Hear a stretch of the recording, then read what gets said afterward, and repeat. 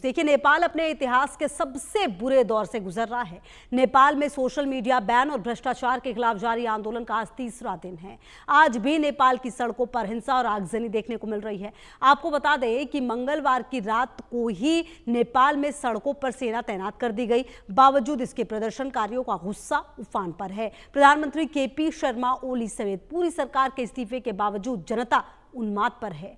नेपाल के हालात इस कदर खराब हैं कि सेना ने पूरे देश में कर्फ्यू लगा दिया है।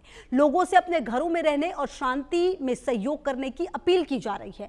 हिंसा, आगजनी और तोड़फोड़ करने वालों पर सख्त कार्रवाई की चेतावनी भी जारी की गई। गौरतलब है कि नेपाल में सोशल मीडिया बैन के खिलाफ शुरू हुआ विरोध महज 48 घंटे में बेकाबू हो गया है और अभी भी हिंसा की आग में नेपाल जल रहा है।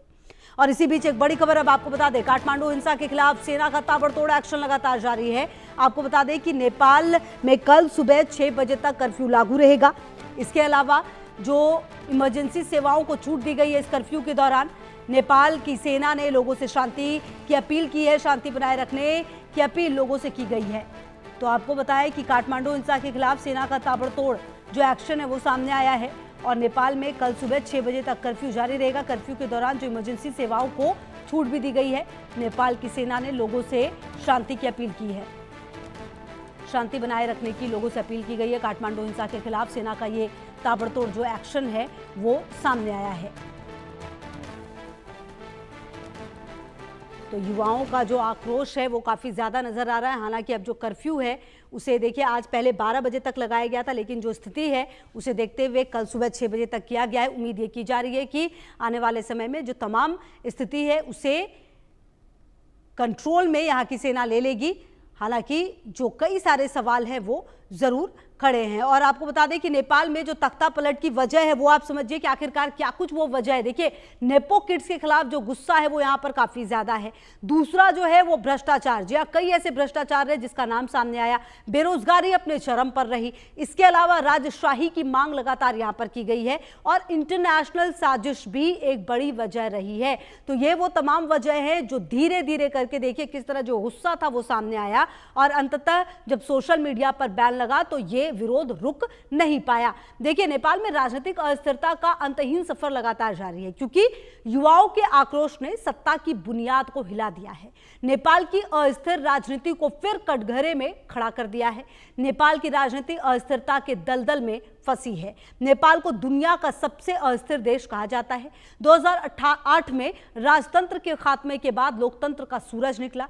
राजनीतिक स्थिरता अब तक मृग तृष्णा ही बनी हुई है। नेपाल ने 17 साल में 14 प्रधानमंत्रियों को आते जाते देख लिया है और आप इसी से समझ सकते हैं कि राजनीतिक अस्थिरता का क्या आलम पड़ोसी देश नेपाल में है। हालांकि जो स्थिति अभी नजर आ रही है नेपाल में, कहीं ना कहीं वो काफ़ी ज़्यादा चिंता वाली है और ऐसे में भारत की भी लगातार नज़र बनी हुई है। भारत ने भी उत्तर प्रदेश और बिहार में जो भी सीमाएं लगती हैं, जिन जिलों से नेपाल की, उन तमाम जगहों पर सुरक्षा को और ज़्यादा बढ़ा दिया है। लेकिन जो नेपाल है, राजनीतिक अस्थिरता का जो अंतहीन सफर आप कह सकते हैं उसे लगातार जारी रख रहा है और नेपाल अपने इसी राजनीतिक अस्थिरता की वजह से जाना भी जाता है। और देखिए, युवाओं का जो आक्रोश है उसने सत्ता की बुनियाद को हिला दिया है। जिस तरह के फैसले लिए गए केपी शर्मा ओली की तरफ से, उसके बाद देखिए जो जनता है वो सड़कों पर आई और जब जनता सड़कों पर आती है तो कुछ इसी तरह की तस्वीर सामने आती है। जगह जगह पर आगजनी की गई है, जगह जगह पर लूटपाट की खबरें भी सामने आई है। हालांकि अब सेना लगातार ये कह रही है कर्फ्यू लगा दिया गया है। 12 बजे तक जो कर्फ्यू है पहले वो लगाया गया, फिर अब इसे कल सुबह 6 बजे तक के लिए कर दिया गया है। हालांकि जो इमरजेंसी सेवाएं हैं उसमें छूट ज़रूर है, लेकिन जो उन्माद फैलाने की कोशिश की जाएगी तो उन पर कड़ा से कड़ा एक्शन लिया जाएगा। सेना लगातार ये भी कह रही है कि अगर आपके पास कुछ ऐसे हथियार हैं जो कि अवैध है, जिनको आप नहीं रख सकते, तो वो हथियार भी हमारे हवाले कर दे। लेकिन अब सवाल ये है कि आखिरकार सेना कैसे कंट्रोल में लेगी तमाम स्थिति को, क्योंकि ये जो अभी फ़िलहाल की स्थिति है वो बेकाबू हो चली है। जगह जगह पर आगजनी, जगह जगह पर किस तरीके से जो पूर्व के प्रधानमंत्री हों या फिर अन्य मंत्री, उनके घरों को जलाया गया। इसके अलावा जो स्थिति सामने आई है, जो तस्वीर सामने आई है, वो काफ़ी ज़्यादा परेशान करने वाली है। तो अब देखना ये होगा कि कहीं ना कहीं ये जो शांति है वो कब बरकरार होगी, क्योंकि आप देखिए कि नेपाल को दुनिया में ही जो अस्थिर सबसे ज़्यादा राजनीतिक रूप से देश है वो कहा जाता है। हालांकि भारत का पड़ोसी देश है और आप ये समझ लीजिए कि कई भारतीय भी हैं। अभी जब इससे पहले खबर ये भी सामने आई थी कि काठमांडू एयरपोर्ट पर भी जो 400 से ज़्यादा भारतीय हैं वो फंस गए हैं। हालांकि अब उन्हें विशेष विमान से लाया भी जाएगा, बातचीत हो रही है नेपाल की सेना से। लेकिन आप ऐसे समझिए कि जो नेपाल है वो एक बहुत ही अच्छा पड़ोसी रहा है। हालांकि पिछले कुछ समय से थोड़े से जो रिश्ते हैं वो बहुत मधुर नहीं रहे हैं जितने पहले रहे थे। लेकिन अब जो आप समझिए कि इस राजनीतिक अस्थिरता के बीच भारत भी देखेगा कि किस तरह से उत्तर प्रदेश और बिहार, खास करके इन दो राज्यों से नेपाल की जो सीमाएं लगती हैं वो किस तरीके से सुरक्षित हो। और आपको इससे जुड़ी एक रिपोर्ट भी दिखा देते हैं।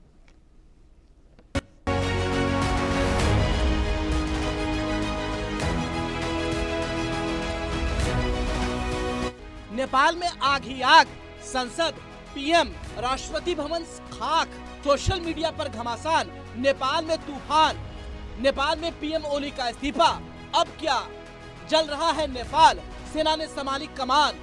अपने प्राकृतिक सौंदर्य और बौद्ध विरासत के लिए मशहूर पड़ोसी मुल्क नेपाल एक बार फिर प्रदर्शन की आग में धधक रहा है।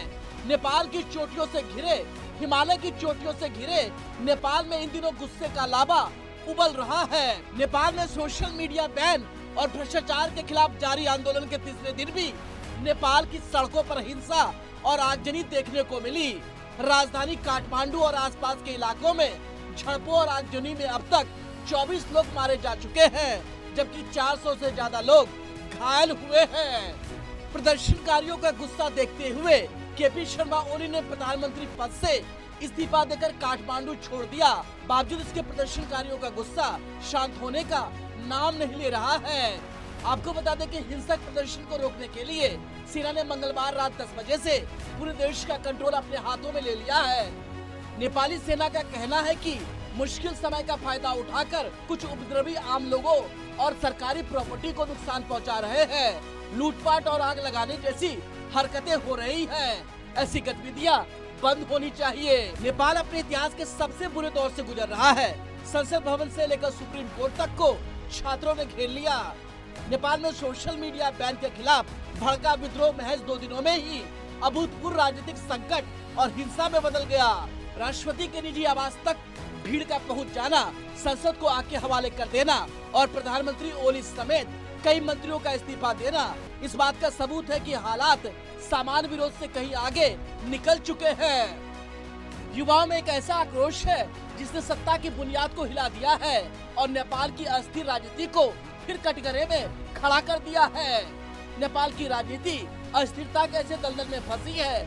नेपाल को दुनिया का सबसे अस्थिर देश कहा जाता है। इस छोटे से देश ने महज 17 साल में 14